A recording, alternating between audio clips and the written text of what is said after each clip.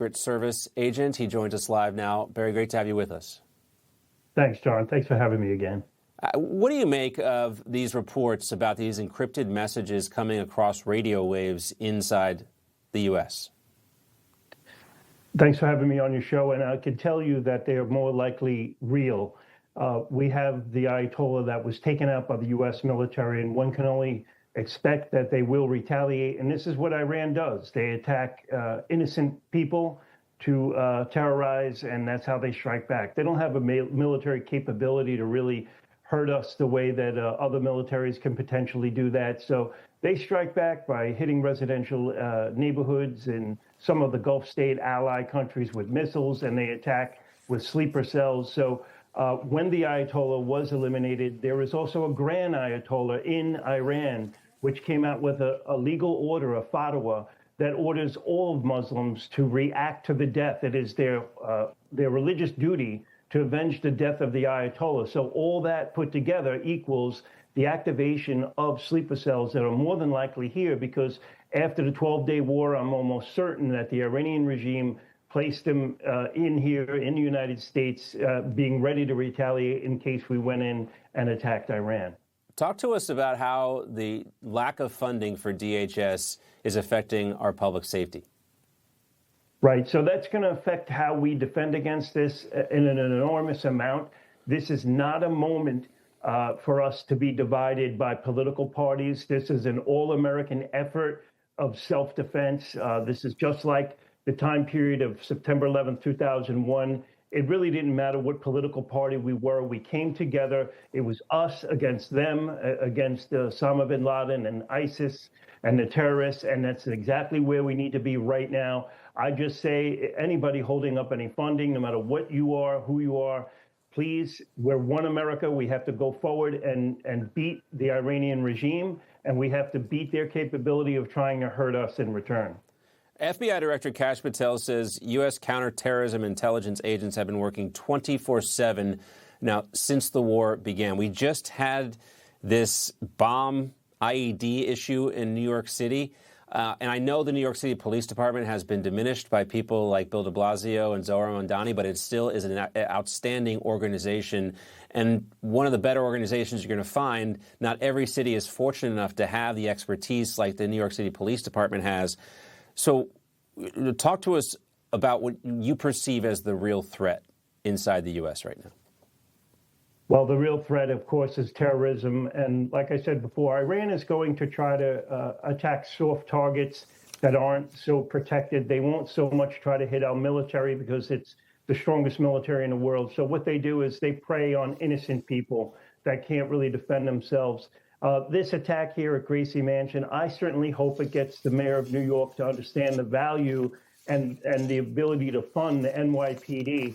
They are one of the finest agencies on planet Earth. And, I would like to commend their actions and their chief, Edwards, who was caught on film apprehending one of the perpetrators jumping over the fence. That's the kind of leadership that you have in NYPD, go-getters that are also chiefs of police. It's absolutely incredible what they did. The NYPD will get down to the bottom of this, and if they weren't there, they might not even have caught this guy. So kudos to NYPD.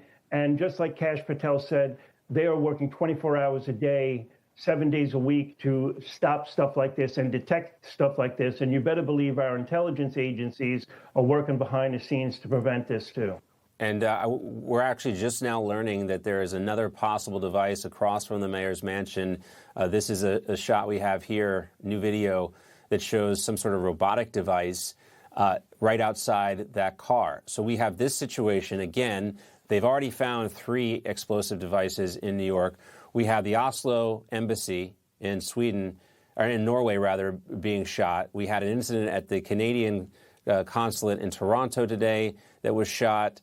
2 synagogues in Canada have also been the victim of gunfire attacks. We have a shooting in Baltimore now, very close to a synagogue. We don't know if that's connected, if that's just coincidence. Are we more heightened now? Are we paying closer attention to this type of stuff? Or do you really see some sort of trend line in very real threats that are being presented? No, it certainly seems like there is something going on. There is something amiss, and we really need to watch ourselves and be on a heightened state of alert, whether it's law enforcement or just community people. And if you see something, you need to call the police. Better safe than sorry. The Park Heights shooting up there in Baltimore, that area is saturated with synagogues. I know it very, very well.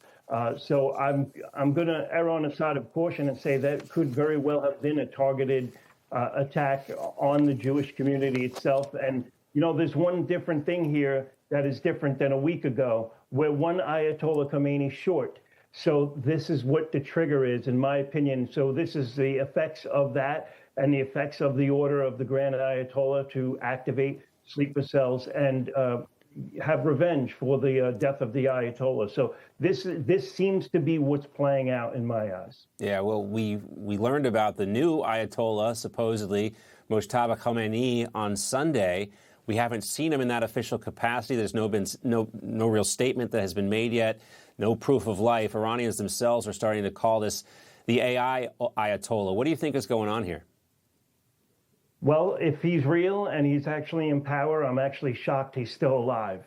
I think the only reason why he's still alive, if he's in the position that the Iranian regime is saying he's in, is because maybe the Americans are just waiting to see what his agenda is. Maybe he is opposite from his father, and maybe he's a man of peace, and maybe he wants to make peace with Israel and his neighbors, and then maybe there could be some kind of talks. But by what I'm seeing missiles being launched. Saudi Arabia was just hit again with a missile yesterday.